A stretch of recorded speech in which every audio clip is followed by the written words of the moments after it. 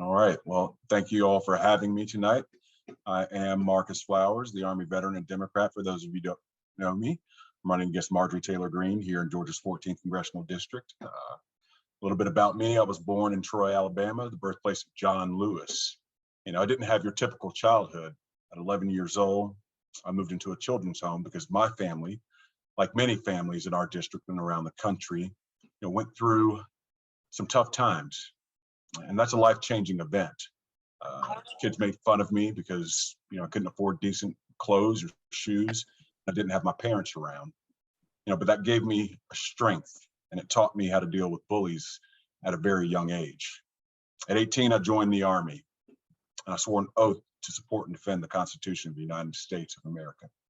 And that's what I've been doing for the last 27 years, and on peacekeeping missions in Sudan, humanitarian efforts in the Balkans, and a decade in and out of war zones in Iraq and Afghanistan, both in and out of uniform. Stated simply, service to this country has been my life. When you've spent time at Camp Bucca, the birthplace of ISIS, when you've negotiated on behalf of the United States with Afghan and Iraqi warlords, and when you've sat across the table from America's true enemies, it gives you some real perspective.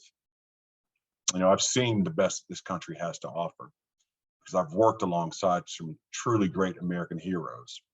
And I've seen heartbreak. When one night you're sitting on a forward operating base, having a laugh with your friends, and the next morning they don't make it back.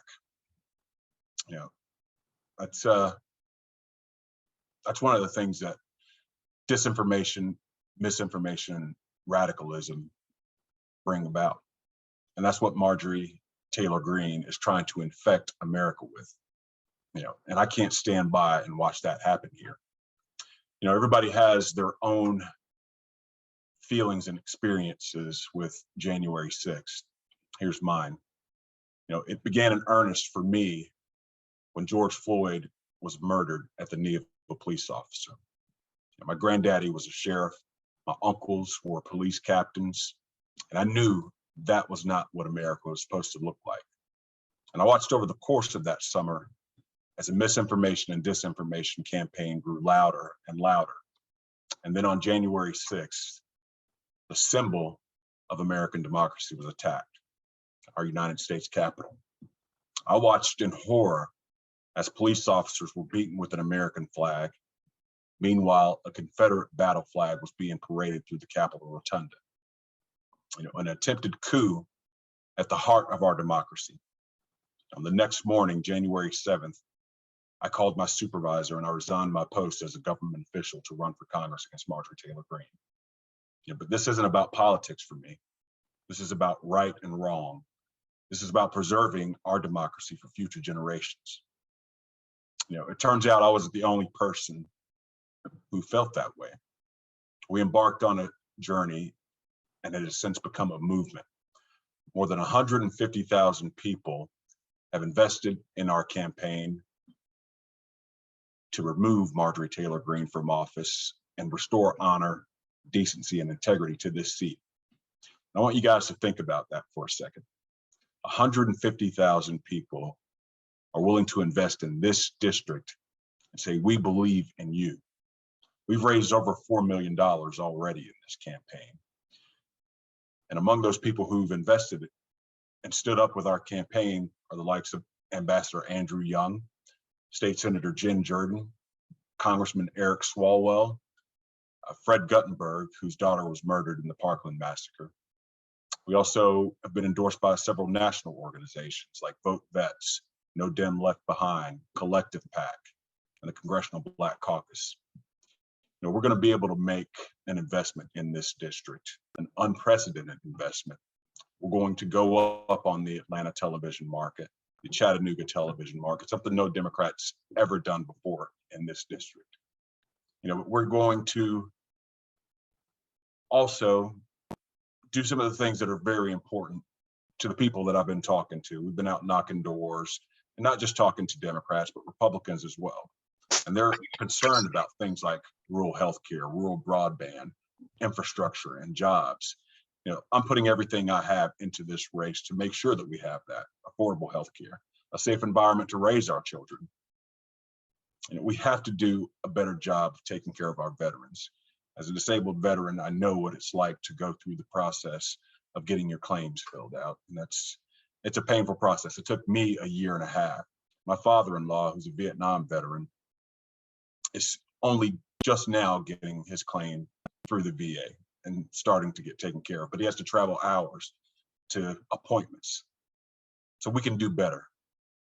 And if I'm elected, I will make sure our veterans are taken care of.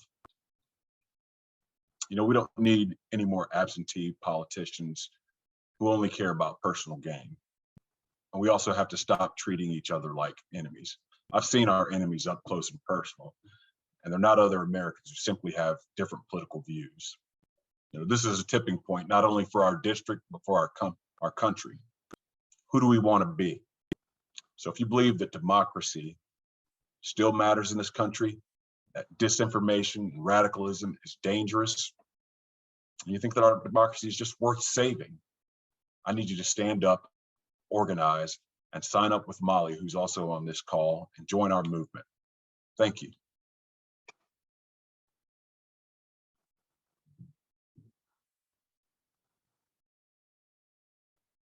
Sorry, it took me a minute to figure that out. Thanks, Marcus.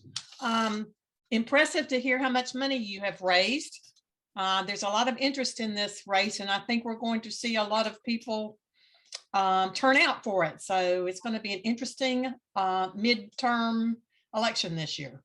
I'm absolutely encouraged by what we've been seeing out in the district when we're talking with people. In the addition of Southwest Cobb, we're already there talking with people as well. And I can tell you this right now, they're not happy that they're being represented by Marjorie Taylor Greene. They all feel disenfranchised at the moment. But we have an opportunity here to make a statement in this election. And I think we can do it. I think we're going to shock a lot of people. And I see Molly has put some information in the chat regarding town halls and volunteer opportunities for anyone who would like to check that out. Be sure and go to the chat and check on that. Yes, please do. We have a town hall coming up on the 12th. So please, guys, join us. I'd love to see you on and answer any questions. We appreciate you joining us tonight. You're welcome to stay if you'd like, or leave, or whatever you want to do. We do have a couple of things coming up that might be of interest to you that we're going to talk about, but we'll hang around.